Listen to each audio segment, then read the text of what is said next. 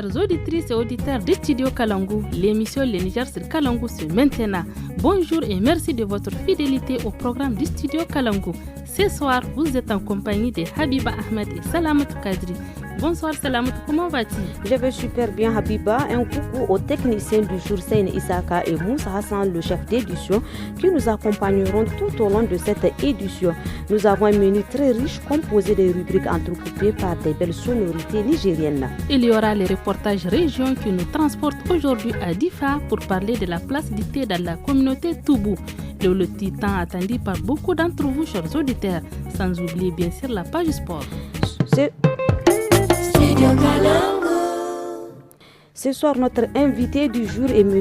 Abashiradi Maïbanana. Avec lui, nous allons parler de la production de la banane à Maradi.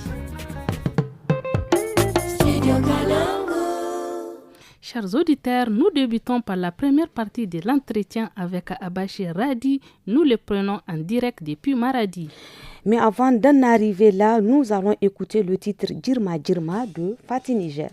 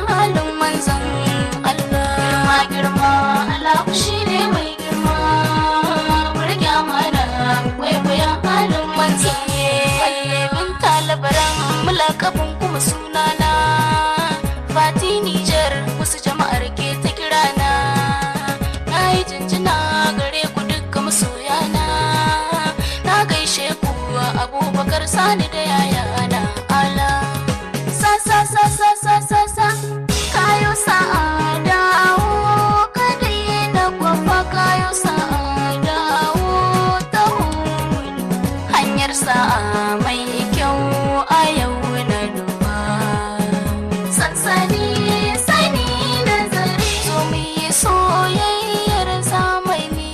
Fatih Niger, de son vrai nom Binta Labaran, est une chanteuse et actrice nigérienne qui a gagné le titre de Gimbiyar Mawaka en Hausa, qui veut dire en français la princesse de la musique Hausa. Elle maîtrise ce style musical parce qu'elle est née à Maradi, une région du Niger très influencée par la culture nigériane. Tout commence en 2024 quand elle partait au Nigeria chez sa soeur. C'est de là qu'elle découvre une industrie musicale florissante dans la ville de Kano. On vous laisse kiffer le son.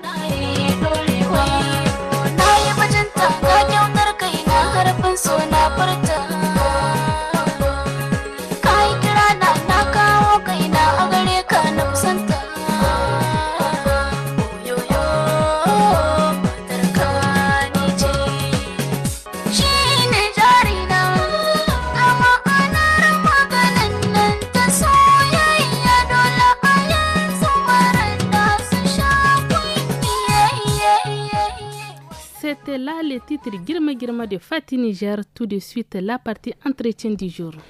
Habiba, la banane est un fruit tropical nutritif et énergétique riche en potassium, vitamine B et C et fibres.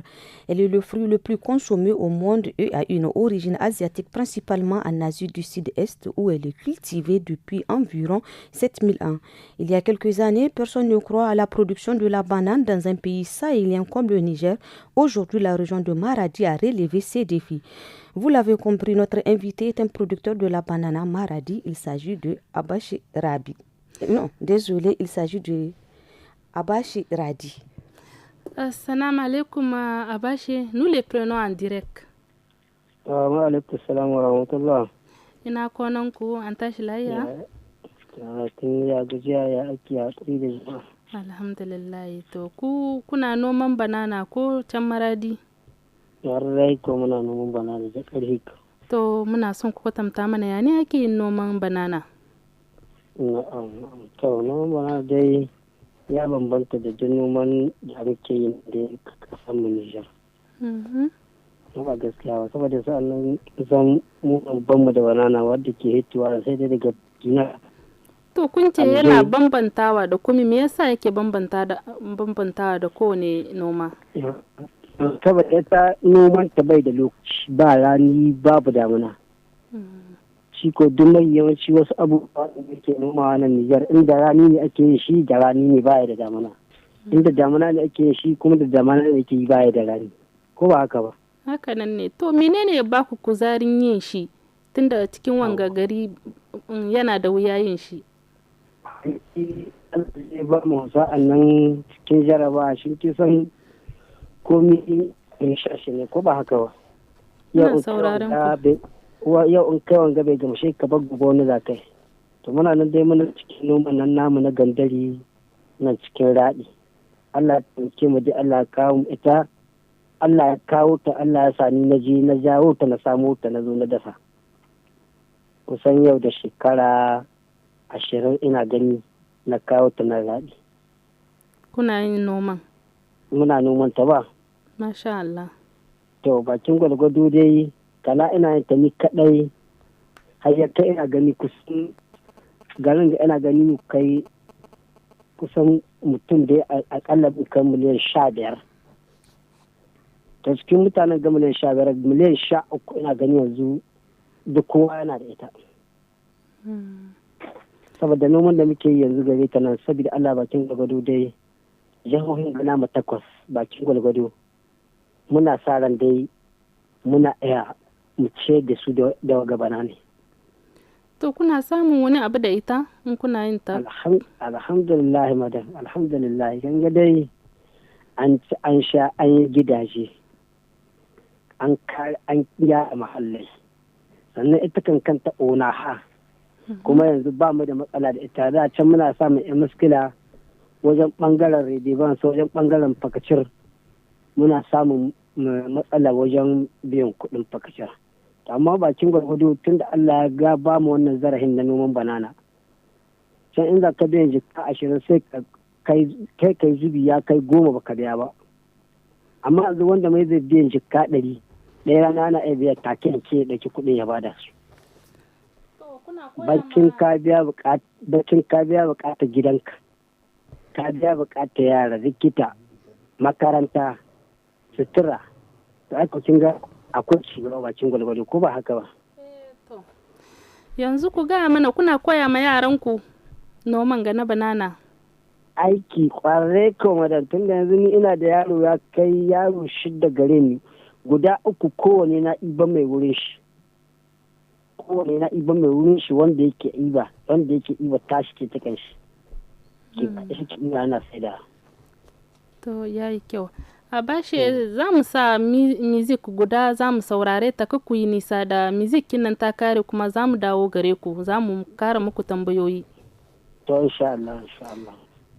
Et oui Habiba, nous allons partir en pause musicale et nous allons écouter Gajere dédié aux hommes courts chanté par la célèbre groupe Tasco de l'Aïra.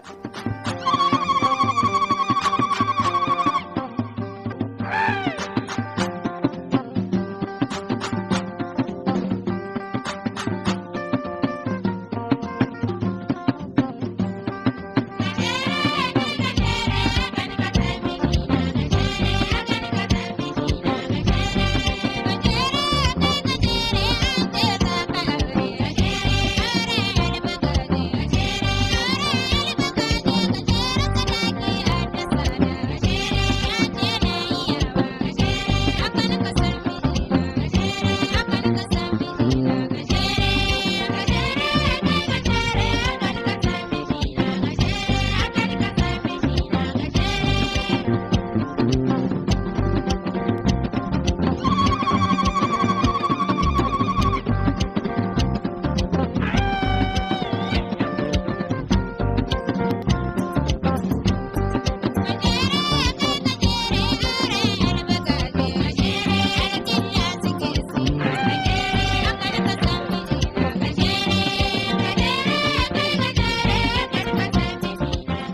oui, chers auditeurs, Gajere est le titre que vous êtes en train d'écouter. Dans ce titre, la cantatrice fait l'éloge des hommes de petite taille.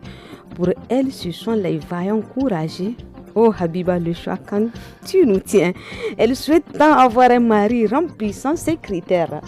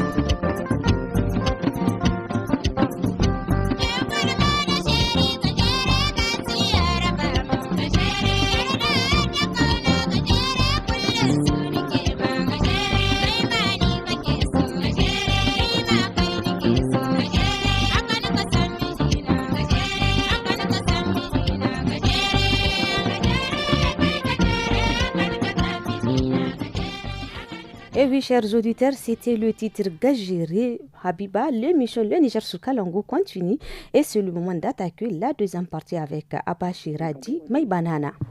Abashi. Assalamu alaikum. Wa alaikum assalam, kuna sauraren mu? Ina sauraron ku wallahi. To mun dawo gare ku kuma. Masha Allah. Yanzu muna son ku gaya mana wani irin matsaloli kuke fuskanta cikin noman ga naku na banana. To mu matsaloli wanda muke fuskanta gaskiya dai sun kai kishi 2 zuwa 3. Wane ne? Na farko dai akwai muskila ta wajen bangaren taki. Sannan kuma aka ji wajen bangaren ruwa tunan fura jikin tana son ƙarin ƙarfi a ƙara taimaka mata saboda wajen fura ɗin ta zama to har ta wuce dele ɗinta. Muna samun ƙarancin ruwa. Na biyu bangaren ma kasuwa ita kanta muna fatan Allah ya sa a samu hannu mu samu lalle ba a samun kasuwa ba ana samun bakin gulgudu. Tuna da abin da ya tsare ma ci ya tsare ma sha tsare ma lalle gidan ka biya maka bukata. Amma kamar yanzu a ce ana wata ta da ake kawo wacan ta kasashen waje. Kuma a yi hanya tamu mu ma ɗin hidda ta tana zuwa kasashen waje. Duk da yake dai mu muna fatan Allah sa dai mu noma abin da za a ciyar da ƙasar mu ko ba haka ba. To haka ne, to yanzu ina ne kuke sai da kayakin ku a yanzu tunda ba ku fidda su waje? Gaskiya ba kayakin mu nan Maradi da Magaran, Tawa, Agadez. Kin ji inda banana muke zuwa. Kenan kuma dunan departement nan jihar Maradi ma da rauha gidan Rinji a je kwaya kwarnarka da kwaro nan isa duk waɗanga duk ko'ina ana zuwa da ita nan jihar Maradi bakin gwargwado duk ko'ina ana zuwa da ita. Kenan kuna nufin muna saurare.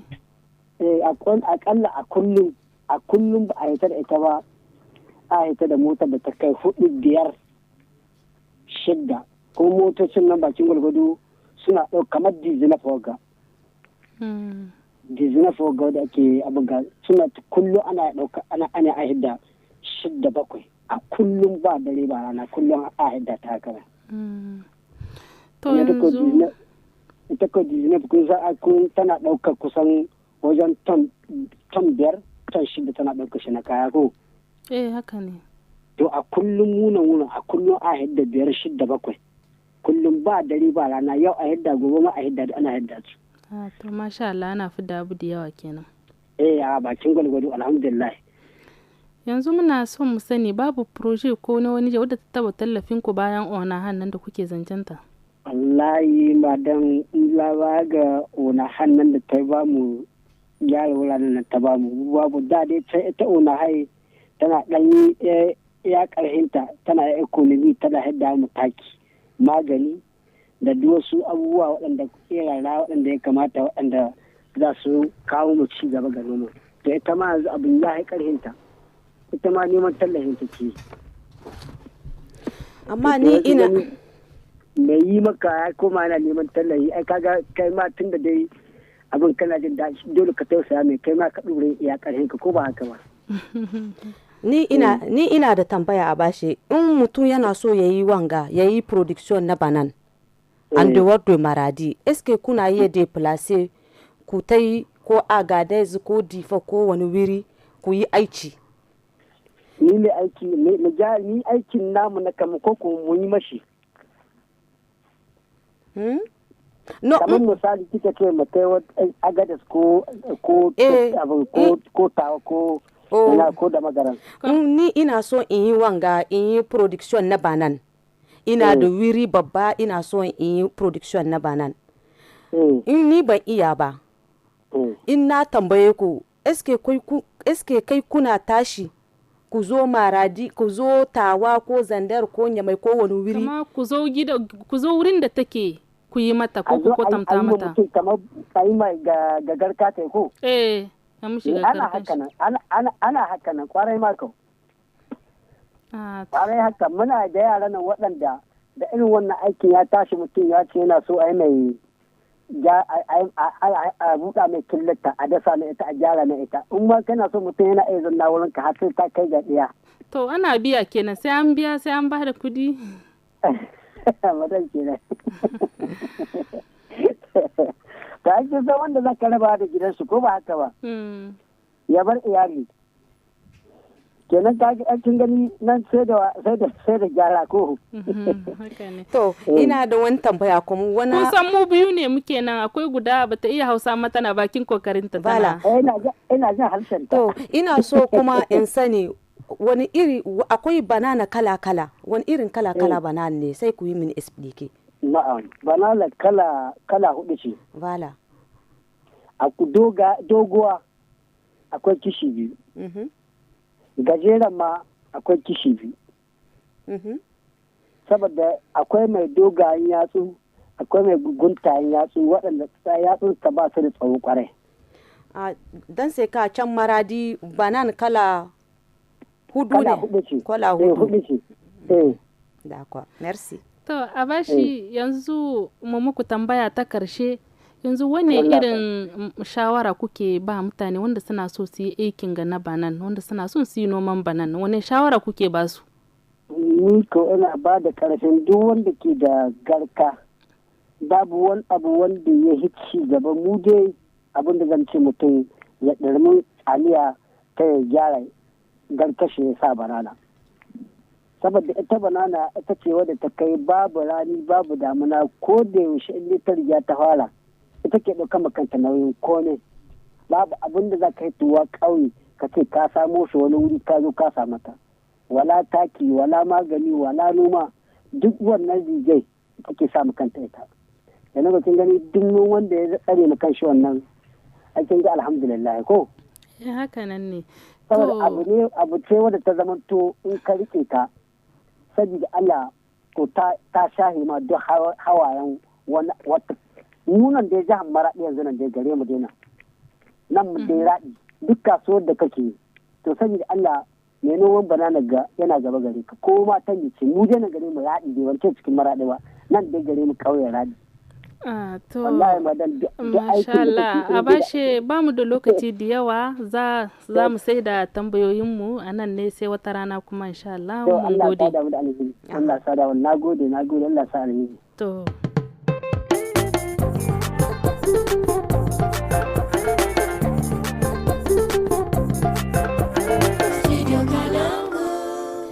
Chers auditeurs, place à la rubrique hebdomadaire éducation numérique avec Ousmane Mahmoudou. Bonsoir Ousmane. Bonsoir Salamatou, bonsoir Habiba et bonsoir à tous les auditeurs. Aujourd'hui, nous partons à la COP 30 de Belém au Brésil du 10 au 21 novembre 2025 où la question de la désinformation s'est invitée au cœur des négociations climatiques. Pourquoi maintenant? Qu'est-ce qui a été décidé? Ousmane, on vous écoute. Alors, cette année, la nouveauté pour cette édition, c'est que pour la première fois dans une COP, l'intégrité de l'information est formellement reconnue comme un levier d'action climatique. On peut citer l'initiative pour l'intégrité de l'information sur le climat portée par le Brésil, l'ONU et l'UNESCO, avec un fonds qui a commencé à sélectionner des projets pour financer la recherche, le journalisme et les actions contre l'intox. Ousmane, on parle beaucoup d'infox climatique. À quoi ça ressemble très concrètement? Alors, je vais donner quelques exemples de désinformation climatique. La première a été publiée dans un rapport le jeudi 6 novembre passé par le CAAD, qui est un acronyme anglophone qui signifie Climate Action Against Disinformation, qui est une coalition en réalité internationale de plus de 90 organisations qui luttent contre la désinformation liée au climat, et l'OLL pour Observatory for Information Integrity, là aussi c'est un acronyme. Donc les deux organisations alertent sur une hausse de 267% des contenus désinformants entre juillet et septembre 2025 au sujet de la COP. Et les auteurs du rapport citent notamment une vidéo publiée en juin sur TikTok présenté comme un reportage montrant Belém, donc là où se passe la COP30 actuellement au Brésil, sous les eaux. Mais le problème, c'est qu'il s'agit d'une vidéo générée par l'IA dans laquelle le journaliste n'existe pas, les gens n'existent pas, l'inondation et la ville n'existent pas. Et TikTok n'a toujours pas retiré la vidéo. Ousmane, un exemple proche du Niger. Alors, le second exemple de désinformation climatique se passe à côté de nous et il concerne le lac Tchad. Depuis des années, nous avons, je pense, tous au moins vu une fois un reportage affirmant que le lac Tchad est en train de disparaître à cause du changement climatique, souvent en s'appuyant sur des images anciennes, jamais actualisées. Or, des travaux plus récents, dont une étude publiée en 2024 dans la revue scientifique Reports, montre que le lac n'est pas en train de disparaître et que l'impact du changement climatique sur cette zone est en réalité plus nuancé. Ousmane, pourquoi ce sujet est un enjeu international? Alors, parce que la désinformation retarde des politiques déjà difficiles. Elle sème le doute, polarise, attaque les scientifiques et les journalistes. Et l'UNESCO rappelle que la COP30 met l'intégrité de l'info au centre des solutions. Et la coalition onusienne insiste. L'initiative mondiale vise à financer des preuves, soutenir les rédactions de journalistes et coordonner les réponses avec les plateformes comme Facebook ou TikTok. Et pour les Niger, Ousmane? Alors, le Sahel est aussi vulnérable face au changement climatique. On l'a vu avec les vagues de chaleur record en 2024 et je pense notamment aux 48,5 degrés Celsius enregistrés à Kayes au Mali en 2024 selon l'Agence nationale de météorologie. Et en même temps, l'écosystème numérique au Sahel et au Niger grandit beaucoup. Une info toxique peut donc circuler très vite via le mobile, d'où l'enjeu de relayer des informations météo, climat fiables et de renforcer les systèmes d'alerte précoce et aussi de ne pas oublier l'éducation aux médias. Ousmane, en conclusion, que peut-on espérer à l'issue de la COP30 contre la désinformation climatique? Alors, si la dynamique tient, on aura 3 avancées. Un cadre politique international, des financements ciblés pour la recherche et le journalisme et des coalitions publiques-privées, société civile pour traquer les campagnes de désinformation climatique, y compris celles dopées par l'intelligence artificielle. C'est ce que plusieurs médias ont rapporté à l'issue de discussions autour de la COP30. Merci Ousmane, on se dit à la semaine prochaine pour une nouvelle rubrique. Merci Ousmane. À la semaine prochaine. Bye bye. Chers auditeurs, place à présent à la rubrique Écho des régions. Habiba, nous allons parler du thé chez les Toubou, n'est-ce pas? Oui, c'est Salamatou. Dans la tradition Toubou, le thé occupe une place de choix.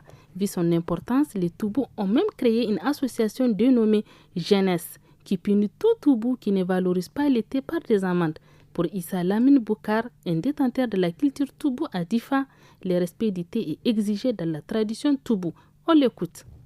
Mu tubawa a bangaren mu gaskiya shayi wannan abu ne mai muhimmanci sosai, tunda da wuya ne ka wayi gari batube bai sha shayi ba, ko da a ce inda yake din babu shayi zai yi dubara ne ya samu ya sha shayi. Da asuba batube ko bai karya ba ma a gurin shi inda har ya sha shayi kamar ya karya yake gani. Ba ko daga sallama mu a gurin mu kamar tarban shi ma ba fa wai da nama ko wani ruwa ko wani abinci, kafin shimfiɗa ma mu kayan shayi muke fara kawowa, tunda shi wanda ya zo din hankalin shi da kanshi ma fa in dai har batube ne sabar shan shayi da kayan shi ma yake tafiya. Da ya zo ku kafin ku yi shimfiɗa ma ya fito na shi ya ce ga kayan shayi fa a ɗora. Akwai waɗansu tsare-tsare da kabilar tubawa ba ma na Nijar ba, na duk inda suke a duniya suka fitar domin nuna mahimmancin shayi a gare su. Mahimmancin shayi yasa har muka kirkiro wata kungiya ma mai suna Jenes. To wannan kungiya ina ji in dai batube ne a ko ina yake yana aiki da shi. Wannan Jenes nan akwai wasu ka'idodi da kuma wasu dokoki da dama wanda ta gindaya ma wanda yake taka mana doka. Na farko wanda yake ɗora shayi shi ma akwai dokan shi. Na biyu wanda yake sha shi ma akwai nashi. To shi wanda yake ɗora in dai har ba zai cika ma finjali ba to shi ma akwai dokan shi na musamman wanda za a ɗora mai wani abu. Shi kuma shi wanda yake sha ɗin kamar kana sha shayi kana aje shi kasa kuma ka ɗoka ka ɗan juma ka sha shi ma ba a so. A an baka shayi ne ka bashi daraja ka sha shi. Na biyu kuma kamar irin su finjali da finjali ka ɗora saman finjali. Kuma na uku kamar in ka sha shayin bayan ka gama ma ba za ka aje shi kasa ba, za ka mika ma mai finjali ga finjalin ka a hannu ya kama sai ya dora bisa wannan kin nashi. In ka mika shi da hannu hagu shi ma akwai dokan shi nashi na musamman. A takaice dai dan tsabar muhimmancin nashi wani in yayi wani dokan da ta kai doka har rakumi ma ana dora mishi. Su waye ne suke daura wannan doka a cikin kungiyar ku ta Jenes? Akwai shugabanni da kuka nannada domin kula da wannan bangare koya? Akwai manya, akwai kanana, akwai matsakaita. Da mutum da farko ne muka gindaya sharuɗan mu. Kuma duk inda batube ne wanda zai sha shayi ko kuma wurin sabga ko a wurin taro haka ko a wurin fadan ku, da zaran kayi wani kuskuren ka san da cewa shugabanni suna nan suna kallon ka, sun sa komite kenan da kayi laifi sai su ce wani fa yayi laifi ya kamata a dora shi. Kamar misali mi da ne ake daurawa a matsayin tara ga wanda ya taka dokan shan shayi din nan? To na farko kamar mutum in kamar ya sha shayi wannan ya dora finjali kasa, wannan a dokan shi jika 5 ne ake dora mishi. Na biyu wanda ya dora finjali kan finjali misali jika 2.5 zai bada. Shi kuma wanda ya bada a hannun hagu shi wannan gaba ɗaya sai dai iya abin da aka dora mai, ba shi da iyaka. Shi ba ma shayin kaɗai ba har wanda ya dora shayin ma bai ba shi daraja ba. Akwai wanda za a dora mishi wuni, in aka ce wuni duk abin da ya shafi cin su da shan su ya shafe ka. Dama akwai kuɗin kes wanda ake tara, zaka kawo wannan kuɗin ne a gaban jama'a, shi trezere din sai ya ɗauka ya sa cikin kes. Ya mamana au haragan tra dro ena bur mi hadre chin haragan tra mala dro nyai na hanen tishar sha mne usur der na sha yan makke ko en mala yan ma binang dro tamer tishar futur ma sha ya makke ko gon futur ma rake lakin sha ya ma na ko futur ma kasmai na kage.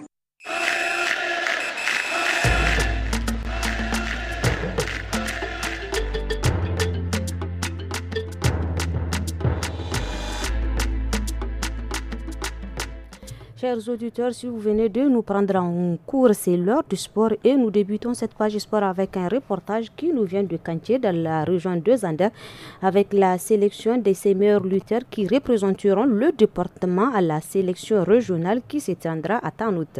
Eh bien, sachez tout d'abord que le département de Kantié est le réservoir de lutteurs de la région de Zander. Bala Haruna, ancien lutteur et entraîneur, se dit confiant et souhaite que la région de Zander soit parmi les meilleurs. A jiya da maraice ne gundumar Kance ta kawo ƙarshen tankaɗe da rairaye na 'yan kokowarta waɗanda za su wakilci gundumar a garin Tanut wadda ta amshi bakuncin zazzage na jiha da za a yi a bana. Bala Haruna tsohon ɗan kokowa sa'annan mai kowa ma 'yan kokowar dubaru cikin ƙarfin gwiwa ne ya yi fatan cewa Allah ya sa bana jihar da magaramta kasance cikin waɗanda za su samu galaba. Gaskiya muna da 'yan kokowa. Dai jiran lokaci kamar tsahin 'yan kokowa mun kasa ita kokowa lokaci ne baka yin lokacin ka kai na wani kai da kanka za ga in ya kamata ka batta za ka batta 100% ba misali ba amma an san takobi na Allah ne amma muna watan Allah sa jihar da magara ya kasance muna daga cikin wa'anda za su ci takobi. sai dai da karfin gwiwar da yake da Bala Haruna ya kirayi al'ummar jihar da magaram gabaki daya domin kawo wa 'yan kokowar tasu gudunmuwa. To kira da nake kuma magabata na jihar da magara, kokowa 'yan ta yi daɗi da 'yan jihar da magaranci.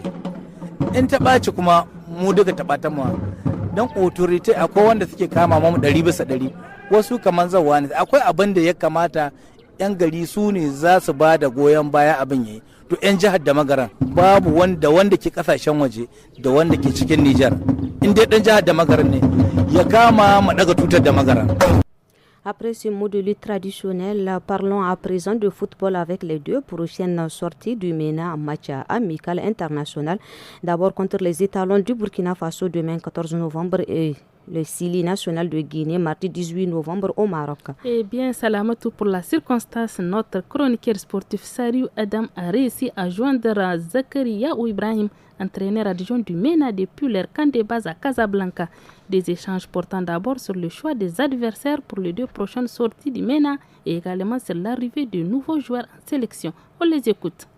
Pourquoi nous avons choisi ces deux équipes, d'abord le Burkina et la Guinée, et aussi quelle est vraiment l'importance de ces deux matchs amicaux pour la sélection? Oui, le choix des adversaires, c'est-à-dire le Burkina et la Guinée, n'est pas fortuit. N'est pas sans savoir que c'est des équipes quand même des pays qui sont mieux classés que nous. Donc, à travers ces deux matchs-là, notre objectif, c'est de faire de très bons résultats pour encore engranger des points pour le classement FIFA. Et aussi et surtout, c'est d'avoir une très bonne équipe, très compétitive, en tout cas pour les éliminatoires de la CAN 2027, qui reste notre objectif principal. Alors coach, pour terminer, nous allons rebondir sur la présence des nouveaux joueurs qui ont été appelés récemment en équipe nationale. Oui, c'est vrai, il y a des revenants. Je vais citer 2 ou 3. Il y a Abdelmajid qui revient après une si longue, n'est-ce pas, absence. Il y a une blessure. Il y a Ismaël Mahamadou qui joue à Schlef, qui fait son retour aussi. Vous savez, l'équipe nationale, les portes ne sont jamais fermées, hein. En tout cas, tous les joueurs qui sont compétitifs, qui jouent dans leur club, qui sont titulaires, en tout cas, sont la bienvenue. Nous formons une grande famille, donc où chacun, en tout cas, joue sa partition. Chacun essaie d'apporter sa pierre à l'édifice. Et oui, chers auditeurs, c'était là la page sport place au loti, une causerie féminine animée par Rabia Maikano et Hawa Ousmane. Aujourd'hui, elle nous parle d'une autre façon d'épargner, non pas de l'argent, mais de la nourriture. Cette pratique que nous appelons Atikwakwa. On les écoute.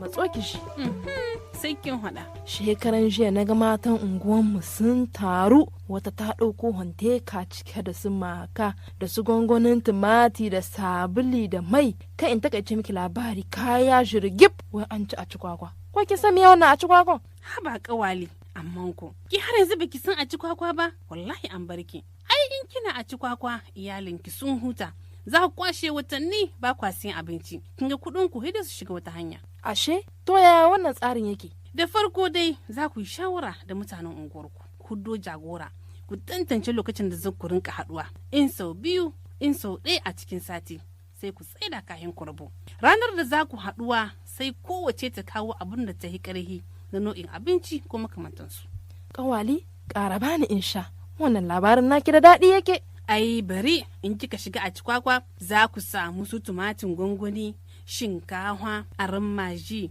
kihin gwangwani omo gishiri sukari su makaroni ke ba abin da ba za ku samu a ciki ba gaskiya kawali mata sun yi tunani a wannan wurin wannan tsarin na a cikwakwa ya yi daidai kuma babu shakka zai taimaka ma iyalai kwarai da gaske amma kawali kan mai gida ya je ga wannan kayan a cikwakwan na ɗauko na kawo gida ya rage mun kuɗin kayan miya kin gani a ba kwarge ku kanki sare mana ai kuɗin kayan miya daban suke a ba kanki saro sai mun haɗu a cikwakwa to kuma haɗu a cikwakwa.